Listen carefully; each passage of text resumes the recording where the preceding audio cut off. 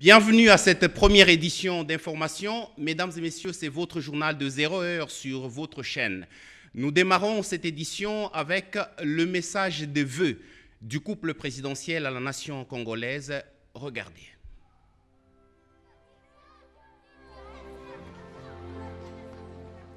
Mbote na bino banso. Jambo yenu.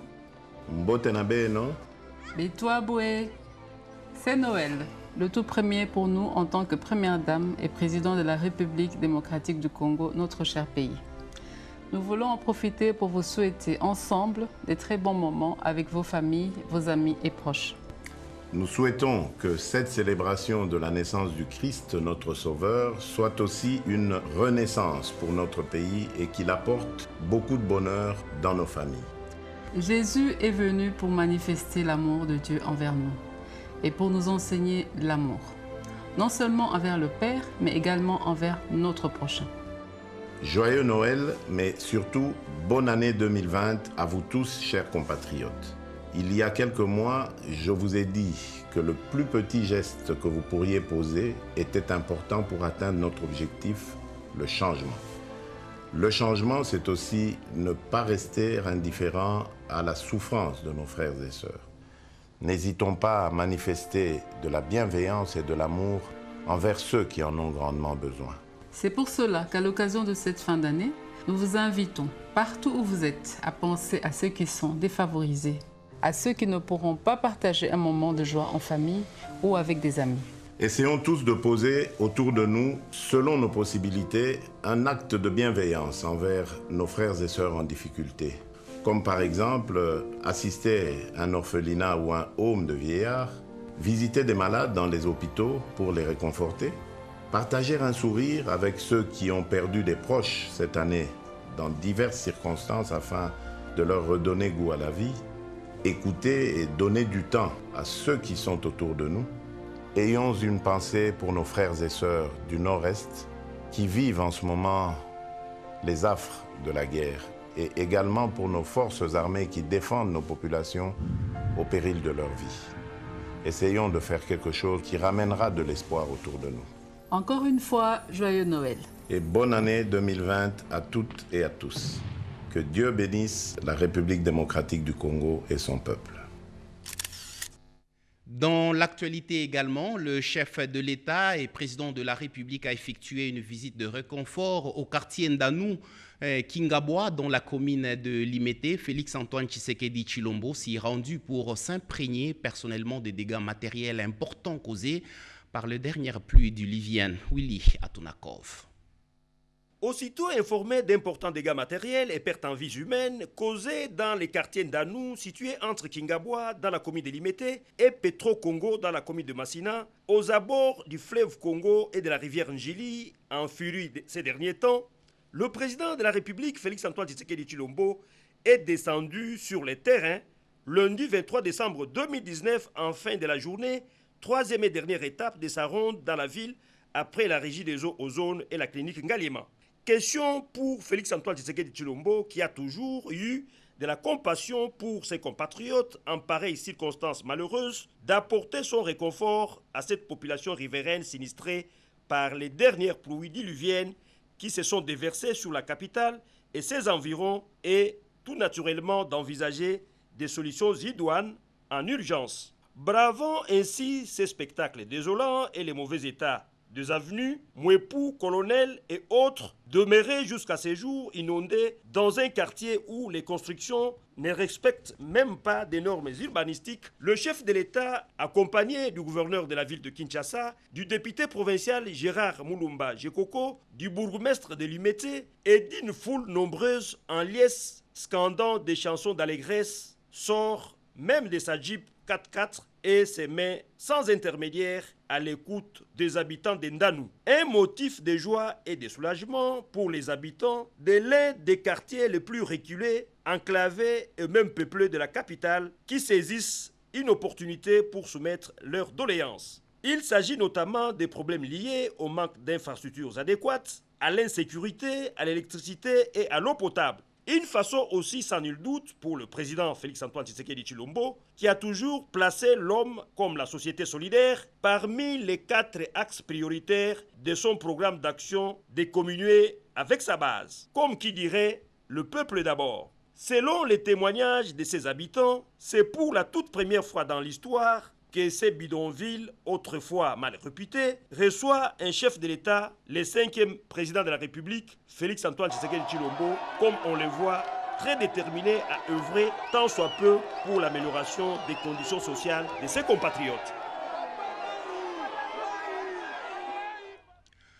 La descente du chef de l'État, Félix-Antoine Tshisekedi Tshilombo, dans la commune de Limete a suscité bien de réactions, témoins, celle du coordonnateur de l'association sans but lucratif dénommée Vichide, structure qui encadre les sinistrés. Il propose quelques pistes de solutions pour éviter les inondations qui endeuillent plus d'une famille dans la capitale congolaise. Regardez. Dans notre ASBL, donc association sans but lucratif Vichide, nous avons décidé, dans nos objectifs, de pouvoir accompagner le chef de l'État dans tout ce qu'il fait. Donc, c'est-à-dire quand il fait des actions qui sont pour la promotion de l'homme.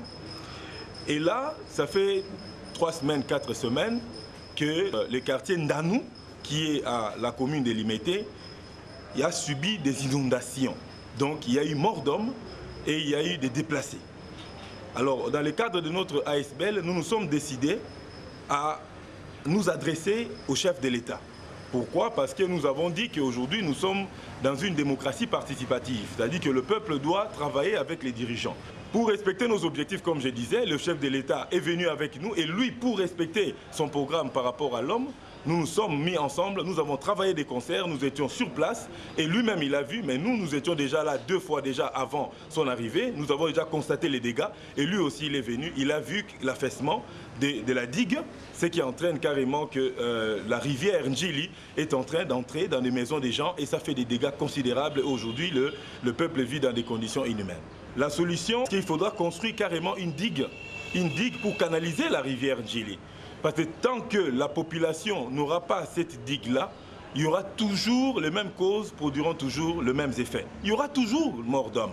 La deuxième chose, c'est carrément les caniveaux, la canalisation. Il n'y a pas la canalisation d'eau dans Ndanou, il n'y en a pas. Donc quand il pleut, ou bien quand la rivière Njili se déverse sur la population, l'eau reste stagne. Il n'y a pas moyen d'évacuer l'eau. Et les gens vivent dans ces conditions-là. Et ça entraîne justement l'apparition des maladies. Nous allons retourner encore, c'est samedi ici 28, pour aller soutenir socialement ces enfants-là qui n'ont même pas de moyens pour se soigner face à ces maladies-là. Donc, et troisièmement, enfin, c'est les problèmes qu'il y a au niveau de la Grande Avenue.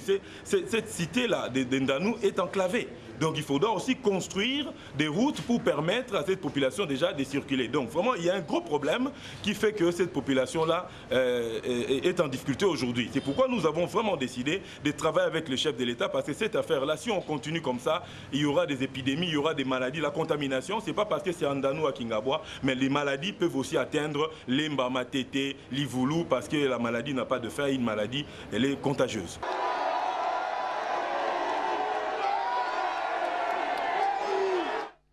Plus de 500 familles victimes de pluies diluviennes dans la commune de Lemba ont reçu la visite de la présidente de la Ligue de femmes du PPRD. Janine Mabunda est allée réconforter ses compatriotes dont s'agit baissière de vivres et non-vivres de première nécessité, nous dit Sylvie Moembo. Bunda Lioko Moudiaï, présidente nationale de la Ligue des femmes du Parti du peuple pour la reconstruction et la démocratie, a écouté le pleur des sinistrés des dernières pluies diluviennes qui se sont abattues sur la ville de Kinshasa. Elle est descendue ce mardi 24 décembre 2019 dans la commune de Lemba où elle a rencontré tous ces sinistrés regroupés à la maison communale. Elle ne s'y est pas rendue les mains vides. Loin de toute propagande politique, mais dans un esprit de partage en ce moment de festivité, la présidente de la Ligue des femmes du PPRD leur a apporté des biens en nature et une aide financière consistante pour les réconforter. Quand on est unis, quand on est solidaires, quand on est à l'écoute les unes des autres, dans un esprit de dialogue, eh bien, on va plus loin. Aujourd'hui, on a pu aider à leur donner quelque chose, mais surtout des matelas mousse où les enfants peuvent dormir. C'est quand même important. Ce n'est pas encore grand-chose, mais on va essayer d'y aller petit à petit autour donc, des propositions et de l'encadrement de la Ligue des femmes de l'EMBA. Et je pense que c'était bien, au nom du secrétaire permanent du parti, Emmanuel Ramazani Chadari, et au nom aussi de l'autorité morale qui, vous le savez, a toujours été attachée à la cohésion, à l'unité, à la proximité vis-à-vis du peuple, que nous puissions, en tout cas, entre femmes, nous parler et nous entraider. Touchée par cette marque de sympathie, la représentante des sinistrés a remercié tous les staffs de la Ligue des femmes du PPRD qui a accompagné Mme Janine Mabunda. Dans son intervention, le bourgmestre Jean Saka a salué ces gestes qui traduisent la sensibilité de la présidente de la Ligue des femmes du PPRD au moment où cette aide était très attendue. Faisons d'une pierre deux coups. La présidente de la Ligue des femmes du PPRD leur a aussi remis du matériel aratoire dans le cadre de l'opération Kinbopeto prônée par le chef de l'État Félix Antoine Tshisekedi à travers la ville de Kinshasa. Pas de panique, le cadre macroéconomique est sous contrôle face aux pressions dues aux caprices de la fin de l'année. Cette assurance est celle du comité des conjonctures économiques présidé par le Premier ministre Ilunga Ilunkamba au cours d'une autre réunion entre le chef du gouvernement et les élus de la Tchopo. Le naufrage d'une embarcation dans le territoire des Bassoko a été évoqué. Le bilan reste encore inconnu. Françoise Bouela-Boaké. Dans la province de la Tchopo, précisément à Kisangani, des inondations ont jeté dans les rues plusieurs familles. Elles attendent le secours du gouvernement. Les élus de cette province sont venus saisir le Premier ministre Ilunga Ilunkamba. Nous sommes venus frapper à la porte du chef du gouvernement pour attirer son attention sur la nécessité pour le gouvernement d'intervenir le plus vite pour secourir les citoyens congolais de la province de la Tchopo qui sont dans le grand malheur. Et nous avons posé aussi le problème du naufrage, du récent naufrage qui a endeuillé nos frères du territoire de Bassoko, ce naufrage qui a eu lieu hier. Nous avons posé ces problèmes récurrents du déficit de l'offre de l'électricité dans la ville de Kisangani. À peu près 8 mégawatts sont offerts aujourd'hui par la centrale hydroélectrique de la Tchopo contre une demande d'à peu près 40 mégawatts pour la consommation domestique. Et donc le Premier ministre, avec le ministre des Actions humanitaires qui était dans la salle, ils ont pris une résolution sur notre demande d'organiser une mission du gouvernement. Le rendez-vous du mardi a été tenu. Le comité de conjoncture a passé au laser le cadre macroéconomique qui résiste aux chocs et poussées qui s'observent depuis quelques semaines sur les marchés. Il est vrai qu'il y a des pressions, il y a des poussées. Vous l'observez même sur le plan du marché d'échange. Il y a quelques poussées dues à la surenchère de fin d'année, de fête. Mais le gouvernement tient bien la barre. Dans quelques 5 jours, il y aura une dernière revue pour l'année avec le Fonds monétaire international, sinon la deuxième depuis la première qui nous a permis d'accéder à quelques facilités du Fonds monétaire international. Donc le gouvernement est tenu de respecter ses engagements en termes de critères de performance qui lui incombent. Une fin d'année qui se termine heureusement au-delà de toute attente sur une note d'espérance. Chaque année, l'Église catholique et bien d'autres fêtent le 25 décembre comme jour de la naissance de Jésus. Et c'est par convention que des hommes ont eu à choisir ces jours. Dans cette chronique, Cédric Eninambo rappelle l'historique de la Noël.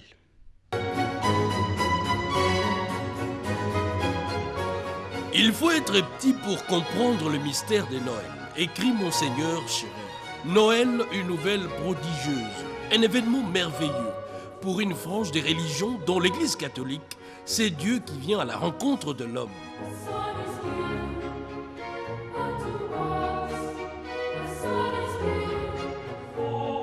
Et pour ce qui est de l'histoire de Noël qui trouve sa source à travers la naissance du petit Jésus, si frêle et doux, c'est justement cette date du 25 décembre qui est mise en évidence. Dédiée à la Rome antique à la fête pour les solstices d'hiver, où l'on procédait au sacrifice d'un jeune taureau. En fait, la fête de Noël n'existait pas au début du christianisme. C'est à partir du IIe siècle que l'Église s'est lancée dans la recherche pour déterminer l'année, le jour de la naissance de Jésus, sur lesquels les évangiles restent muets. Ce n'est que vers 330 que l'empereur Constantin décida de fixer alors la date de Noël au 25 décembre. Et un peu plus tard, en 354, le pape instaura la fête du 25 décembre pour marquer le début de l'année liturgique.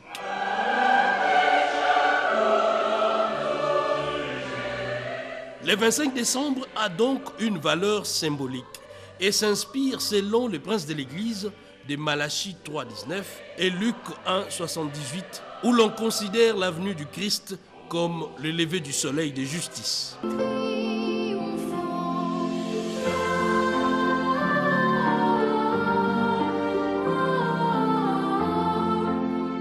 Noël a un sens humain et un sens chrétien. C'est une fête de la famille et le jour des enfants.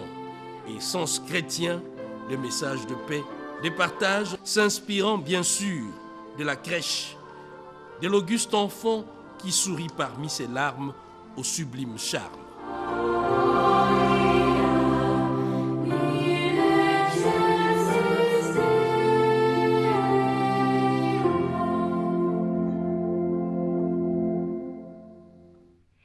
Les sinistrés des inondations de dernière pluie qui se sont abattus sur la ville de Kinshasa seront délocalisés. Un site vient d'être ciblé dans la commune de Maluku. Une réunion interministérielle s'est tenue hier mardi. Objectif, évaluer la viabilité de ces sites et déterminer le sort d'habitation à y construire. Eric Kabamba. Une réunion interministérielle présidée par le ministre d'État en charge de l'urbanisme et habitat Pius Mwabilou pour examiner en urgence la situation des sinistrés des inondations de dernière pluie.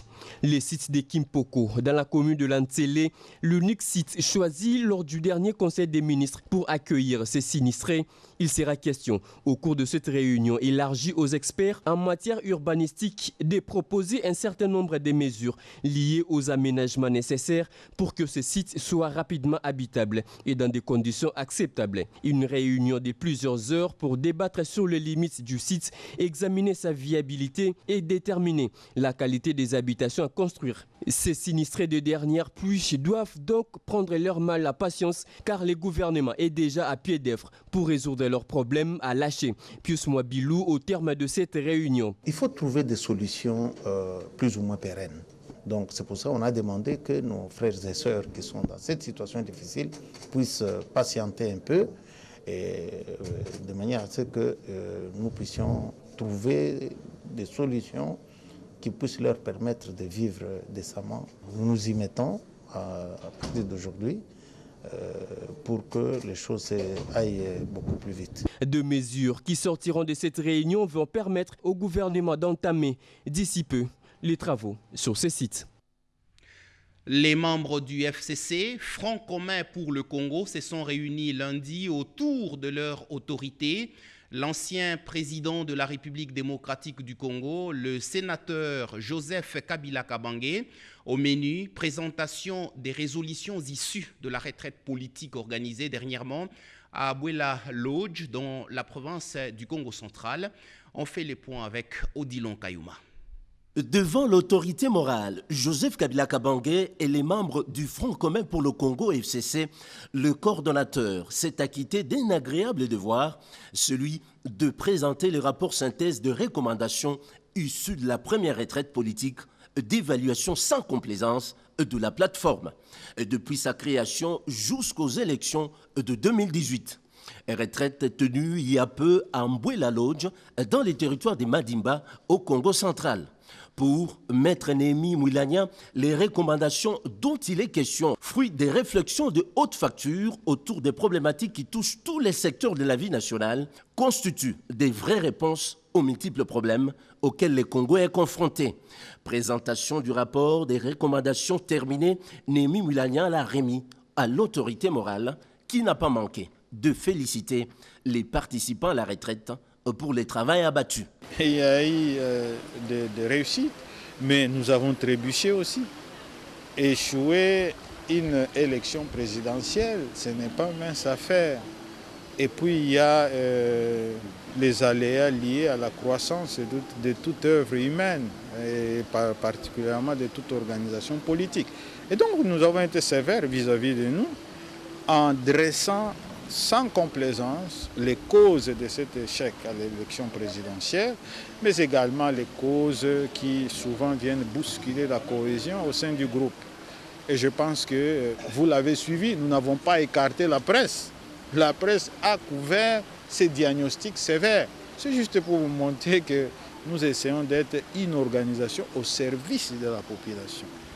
Et d'ailleurs, vous avez vu qu'il y avait des recommandations claires qui vont dans le sens d'accentuer notre approche opérationnelle en étant les plus proches possibles de la population et à contribuer tous, n'est-ce pas, à la consolidation de cette stabilité politique de notre pays. Auparavant, la représentation des élus au Parlement cadre du FCC a réitéré son soutien indéfectible à Joseph Kabila Kabange en lui souhaitant bonne année 2020, festivité de Nouvel An oblige. La ministre d'État, ministre du Genre, Enfants et Familles, Béatrice Lomé a présidé la deuxième plénière du groupe thématique Genre. Les participants ont analysé le plan national stratégique de développement et les thèmes nationaux de la Journée de la femme édition 2020. Yvette Makuntimo. Plusieurs points épulchés au cours de la deuxième plénière du groupe thématique Genre.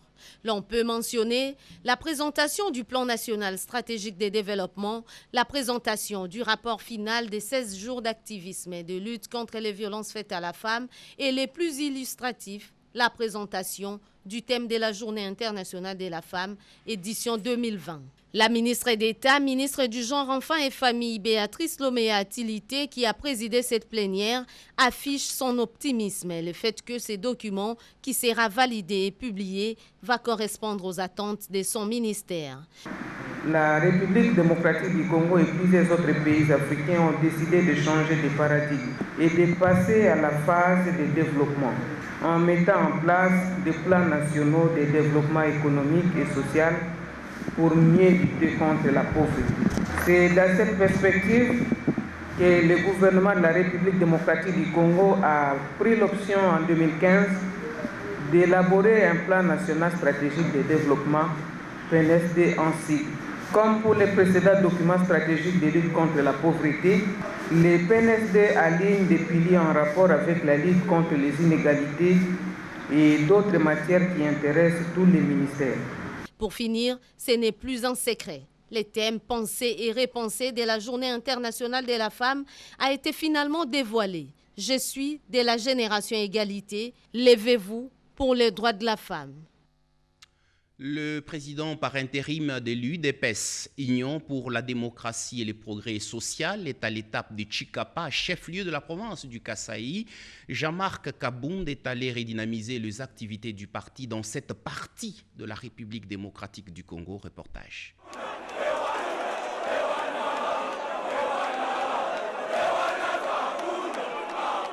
Le président intérimaire de l'UDPS s'est rendu à Chikapa, ville minière du Kasaï. Ce lundi 23 décembre, Jean-Marc Kabound a électrisé Chikapa. Dans le cadre de sa tournée de redynamisation du parti, il a d'abord eu droit à un bain de foule, une marée humaine venue l'accueillir. Plus de 150 000 personnes, dont le combattant de l'UDPS. Cette foule l'a accompagné jusqu'au lieu du meeting. Nous avons lutté pendant 37 ans dans la souffrance. Nous avons connu l'emprisonnement, la chicote, pour que le peuple jouisse de la démocratie. Maintenant que nous sommes au pouvoir, cette démocratie ne peut pas rester sur papier. Nous devons la pratiquer. Quand le chef de l'État initie de voyages à travers le monde, il est à la recherche de partenaires en vue de la création de l'emploi pour le bonheur de la population et l'amélioration des conditions de vie au pays.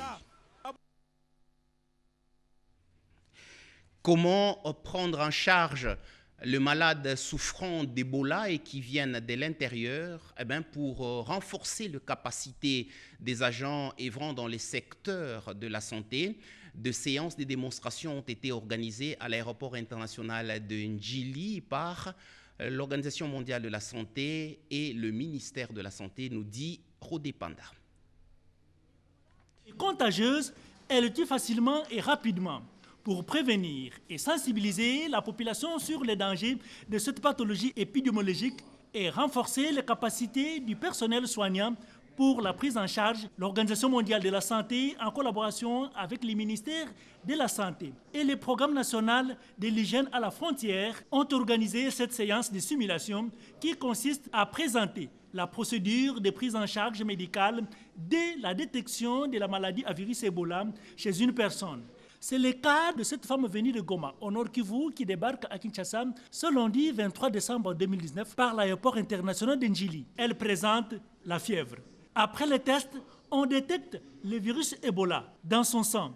Dispositif préliminaire installé au niveau de l'aéroport avec protection, puis transfert vers un centre de traitement d'Ebola aménagé à Kinkole, dans la commune de Lancélé, pour la circonstance. Quelle est la finalité ou l'importance de cette simulation?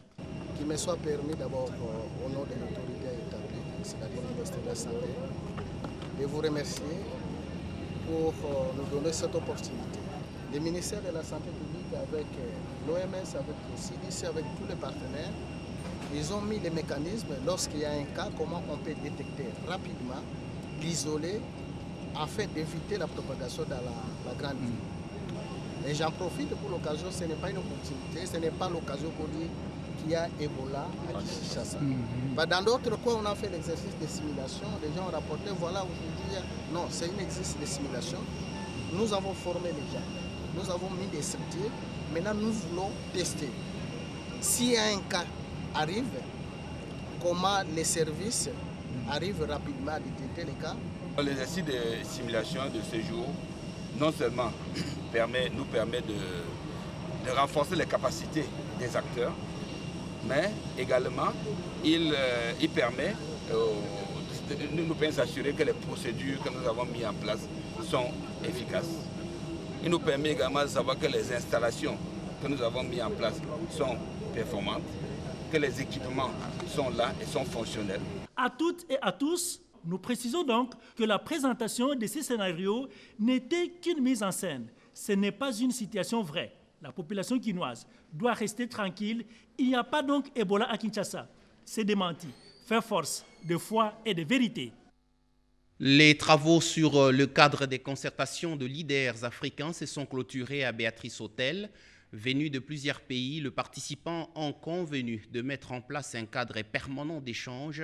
C'est le vice-ministre du Plan, Freddy Kita, qui a présidé la cérémonie de clôture. Cédric Kenina. De leurs travaux, les participants au cadre des concertations des leaders africains ont adopté les principes de la création d'un cadre de concertation des leaders progressistes africains.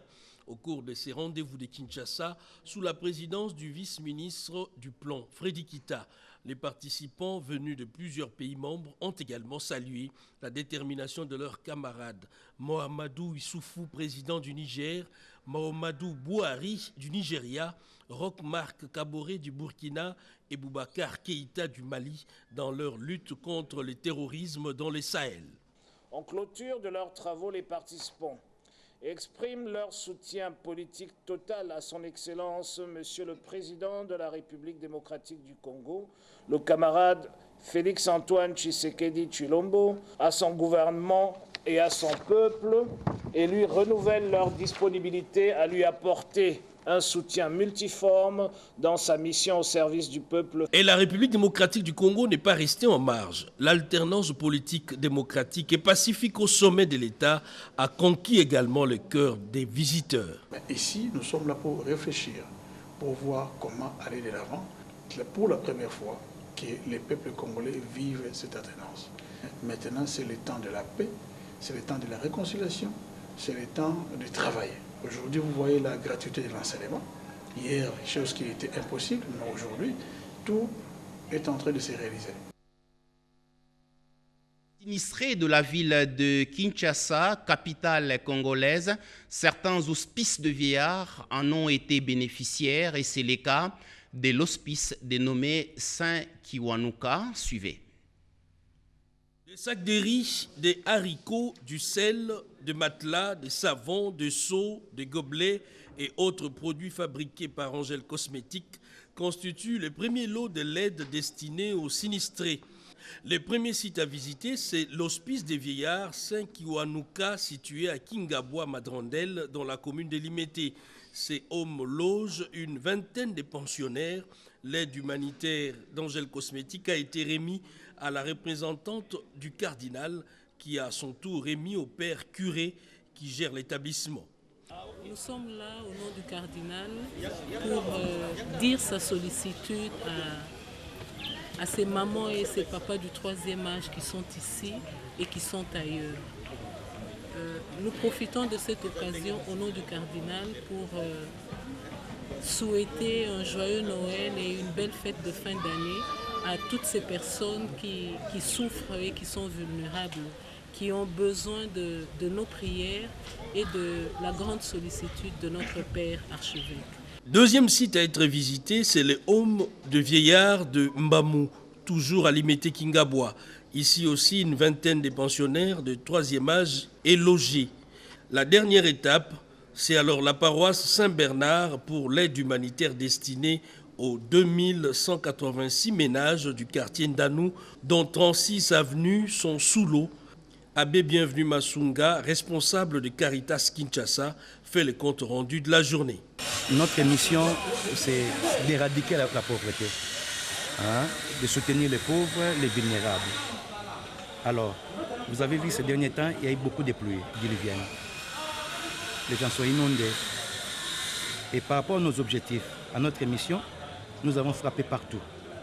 Et voilà, la société Angel Cosmétiques a répondu à notre demande, en nous soutenant, en nous donnant des vivres. Et c'est comme ça que nous sommes rentrés avec vous, des sinistrés partout, pour distribuer auprès des sinistrés. Angel Cosmétiques promet une deuxième distribution d'ici la fin de l'année pour d'autres sinistrés. Fin de cette session d'information. La prochaine, c'est à 7h du matin avec José Baïtouambo. Mesdames et messieurs, merci d'être toujours nombreux à vous abreuver à la chaîne mère. Bonne suite de programmes sur nos antennes.